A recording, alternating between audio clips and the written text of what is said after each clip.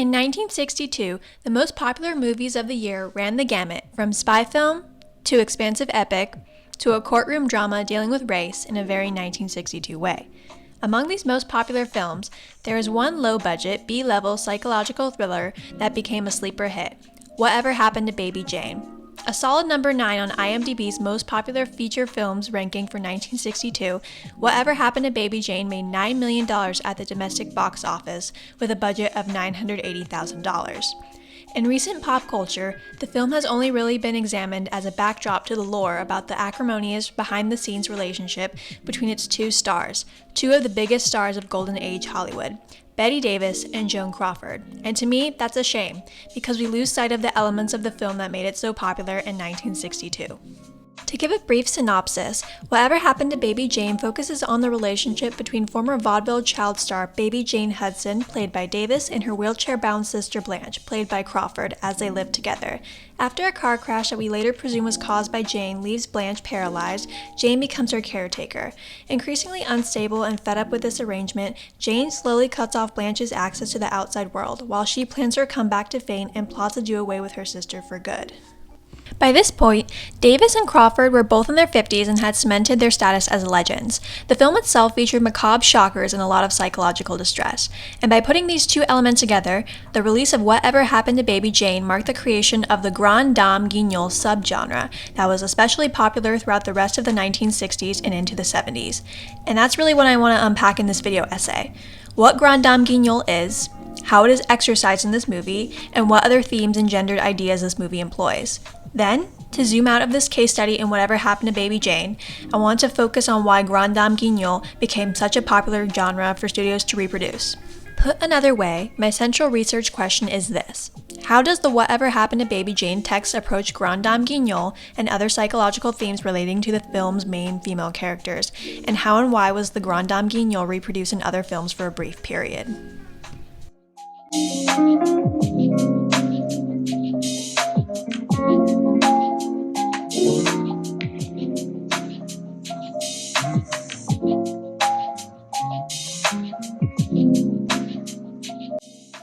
In Peter Shelley's book, Grande Dame Guignol Cinema, he first describes the Grande Dame Guignol subgenre as an amalgamation of two key and seemingly contradictory concepts, the Grande Dame and the Grand Guignol. According to Shelley, the Grande Dame is an older woman of great dignity and prestige. This is a woman who leans into camp elements in both their public and movie personas, being flamboyant and clad in eccentric fashion. The Grande Dame can also be preoccupied with performing the etiquette of a bygone era. They are ladylike and expect those around her to be that way as well.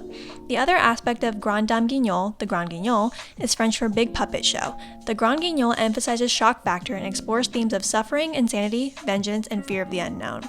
Movies may have the Grande Dame or the Grand Guignol, but both components need to converge in order for a movie to be Grande Dame Guignol cinema. Another aspect of Grande Dame Guignol, according to Shelley, is the role the actress plays either presents her as a mentally unstable antagonist or as the woman in peril protagonist. The Grande Dame, as an unstable protagonist, may pine for a lost youth and glory, or she may be trapped by idealized memories of childhood with a trauma that haunts her past. It is possible for the Grande Dame to be both the antagonist and the protagonist interchangeably over the course of the movie. And with an understanding of Grande Dame Guignol, let's now jump into how both Grande Dame Guignol and other themes are made manifest in a textual analysis of Whatever Happened to Baby Jane.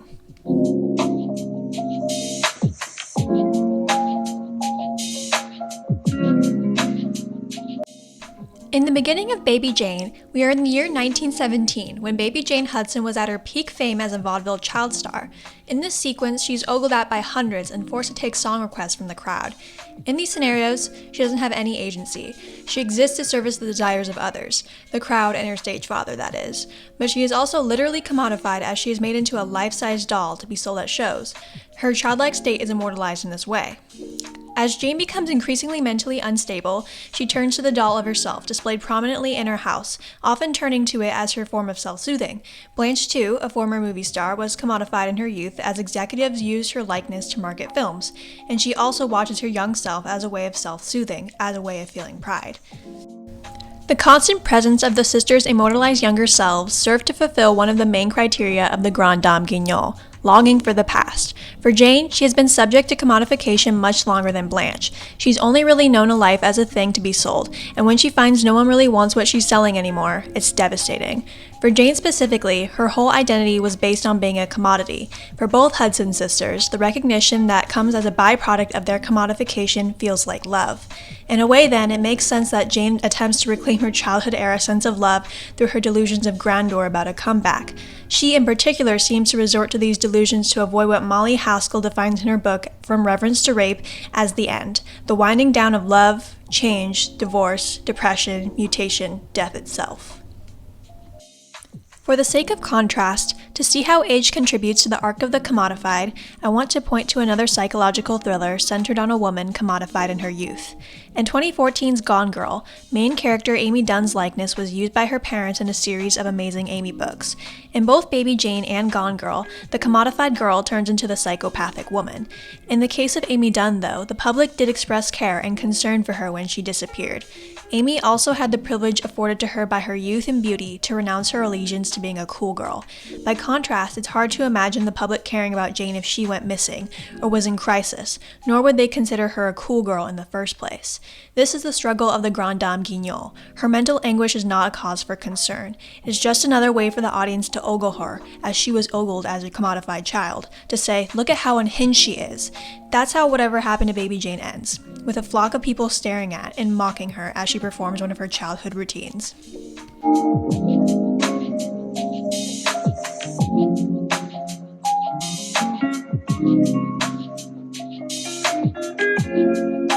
In my process of learning about Whatever Happened to Baby Jane and Grande Dame Guignol, I found there seems to be two competing arguments about the subgenre's messaging on older women. On the empowering end, there is the argument outlined in Erin Harrington's Women, Monstrosity, and Horror, that in each of these Grande Dame Guignol representations, women behave badly, in an unsanctioned, disobedient manner that is not deemed to be age-appropriate. And although they may be demonized or denigrated, and even though these representations certainly aren't without their own problems, their horror is potentially radical and productive. They offer a subversive challenge to misogynistic accounts of female worth and value. In Baby Jane, really no focus was placed on the fact that neither of these women were married nor had children. They don't use not being married or not having children as cudgels to insult each other either. Instead, the central themes of the plot are sisterhood, toxicity of fame, gaslighting, and aging. By not focusing on the tired idea that women are not whole beings without marriage and children, the film had more leeway to focus on those other aspects of women's experiences. As viewers, we are able to sympathize with Blanche and Jane's struggles with commodification, lack of purpose, and familial abuse, but we can also recognize that they are also abusive and cruel themselves, and we can hate that in equal measure. Neither Jane nor Blanche are strictly the protagonist or the antagonist. They vacillate between the two labels in a manner Peter Shelley describes as typical of the Grande Dame Guignol. This vacillation allows for the interplay of two complex anti-heroines that in and of itself is an empowering representation of women, because Jane and Blanche were not required to contain themselves in the neat boxes of good girl and bad girl. In the Harrington quote, she emphasizes how the Grande Dame Guignol represents how women behave badly, which can be interpreted as another place wherein the subgenre can be seen as empowering for women. In Molly Haskell's From Reverence to Rape, she has a concept known as the big lie, which can be summed up as, a woman is least herself when demonstrating masculine imperatives like driving to achieve and conquer, and most herself when following feminine instincts in loving a man or a child. As mentioned earlier, neither Jane nor Blanche participate in these feminine instincts, but the film does answer this question: how would a woman go about inflicting violence? The answer for Blanche and Jane seemed to be this: relational aggression. Relational aggression is defined as a form of non-physical, mental, and emotional bullying between friends, characterized by spreading rumors, social exclusion, and threats of withdrawal of acceptance and love. Studies show relational aggression occurs more often in women than men, and can have a negative effect on emotional and mental health. When there is violence between Blanche and Jane, this is the form it takes. Jane takes away the phones from the house and makes Blanche afraid to eat. Blanche allows Jane to believe she paralyzed her for decades as revenge. It seems then that both women are demonstrating the masculine imperative to conquer the other, but they do so through a traditionally feminine route, prolonged psychological torture. Again, the film seems to be both true to women's instincts and proof that women can display a desire to conquer others, refuting the big lie. While the representation of these characters allows audiences to see dynamic, complex depictions of a subset of older women that our culture has a tendency to throw away, Whatever Happened to Baby Jane and Grande Dame Guignol can just as easily be seen as a degrading depiction of these older women too. As a video essay YouTube channel Be Kind Rewind described Grande Dame Guignol in a video titled Feud, if the Grande Dame Guignol is a commentary on older women, that they're prone to insanity or outbursts, that they're fixated on the past, then it is also a meta-commentary on the woman who played them. Returning back to my earlier discussion of the depiction of youth in this movie, the message we as viewers get is that the younger version of these women are far more preferable to their older version. In many shots, a brightly lit portrait of young Joan Crawford watches over Blanche, the implication being that the younger woman is angelic and exalted over the older Blanche. For Jane, her downstairs is filled with pictures of her younger self, hinting that the younger version of Jane is the one that should be prized and remembered and not her current self. That leads to my main issue I took with the film and the Grande Dame Guignol, how self-serious it was. At no point in the movie does any character even hint at how ridiculous the idea that younger is better and that an old woman is a conniving psychopathic woman. By not explicitly highlighting how ridiculous that is, viewers are led to believe that we too should accept these ideas. As an example of a self-aware psychological thriller to further explain what I mean, let's look at 1996's Scream. In Scream, the characters repeatedly mock typical horror tropes like the virgin saves the day, like in this scene. That's why she always outsmarted the killer in the big chase scene at the end. Only virgins can do that. Don't you know the rules? What rules? You don't... Jesus Christ, you don't know the rules? Have an aneurysm, why don't you? There are certain rules that one must abide by in order to successfully survive a horror movie. For instance, number 1, you can never have sex. No! Big no-no! Big no! I'm a dead man. Even in popcorn, sex equals death, okay? By talking about how ridiculous that idea is, the viewers can also grasp at how ridiculous that trope is too. By the end of Scream, the virgin saves the day trope is refuted when the girl who's had sex kills the ghost faces. This is the moment when the supposedly dead killer comes back to life for one last scare.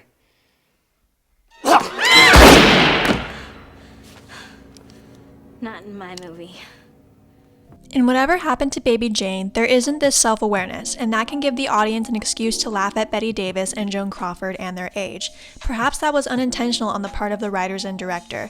Nonetheless, it is harmful to not take the care to criticize the misogynistic aspects of the Grande Dame Guignol, as that only perpetuates the notion that older women are mentally unstable. Furthermore, we must also consider the film's correlation between being barren and going mad.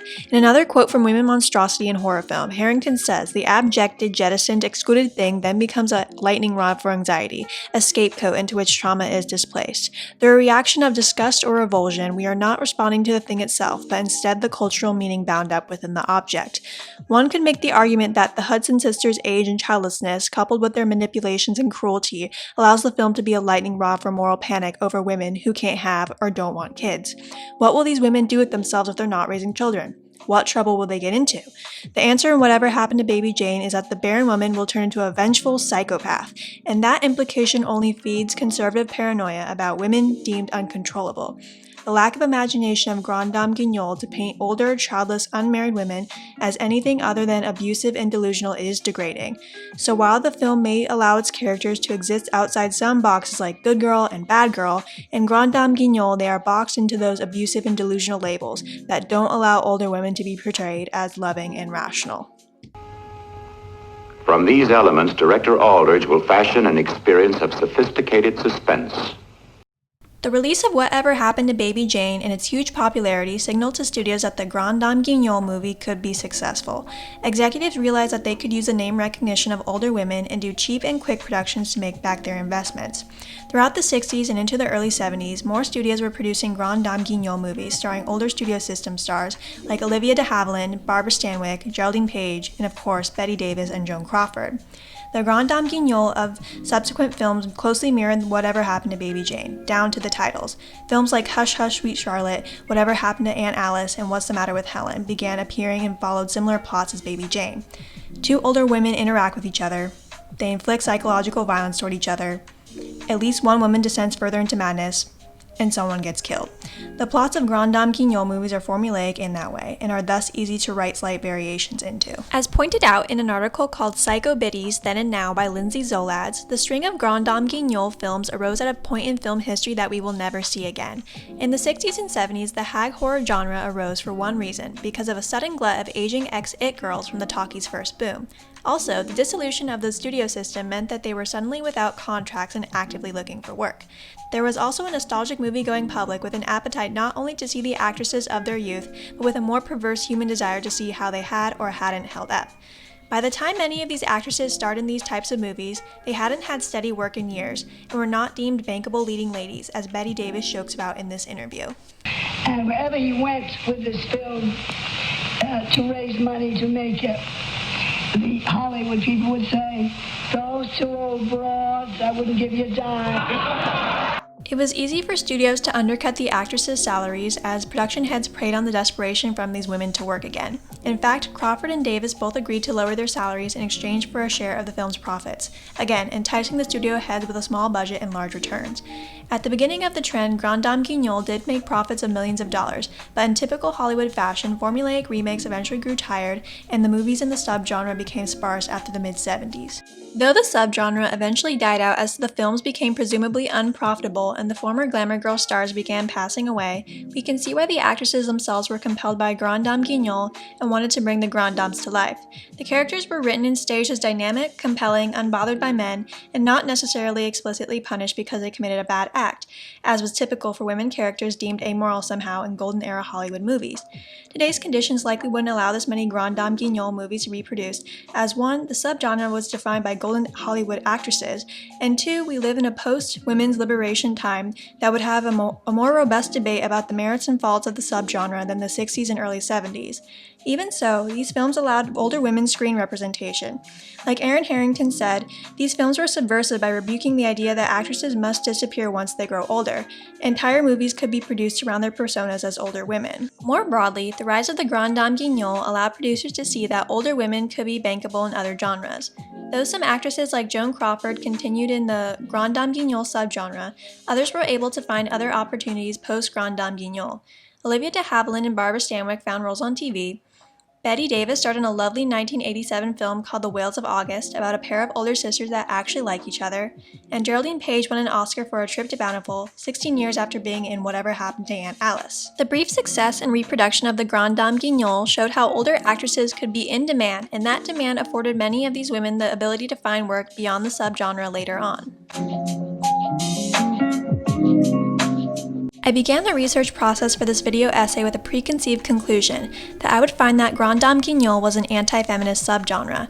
I thought the association of older women with psychopathy would be disqualifying for me, but in my viewing of Baby Jane and my research process, I realized it is entirely possible for Grande Dame Guignol texts to be sites of feminist and anti-feminist themes. I had said earlier that the empowering and degrading views of the Grande Dame Guignol were in competition with one another. Perhaps that's not the case. Perhaps we can appreciate the ambivalence about the aging women it highlights and understand the height of the Grande Dame Guignol as a time capsule of a concurrent moment in history where our culture was reevaluating women's roles in society more generally. That whatever happened to Baby Jane was able to capture that nuance is what made the film, the Grande Dame Guignol subgenre, and the 60s to 70s period of film history so compelling for my media study. Thank you so much for watching. Now sit back and enjoy this video of Betty Davis singing the Whatever Happened to Baby Jane theme song. Whatever happened to Baby Jane? She could dance, she could sing, make the biggest theater ring. Jane could do most anything. Whatever happened to Baby Jane? Whatever happened to Baby Jane? When she'd walk down the street, all the world was lying at her feet. There was no one half as sweet. Whatever happened to Baby Jane? I see her old movies on TV, and they are always a thrill to me. My daddy says I can be just like her. How I wish, I wish, I wish, I wish I were. Whatever happened to Baby Jane? To her smile, her golden hair. Why must everything be so unfair? Is there no one left to care? That's what happened to Baby really happened to baby Jane? What really happened to baby Jane?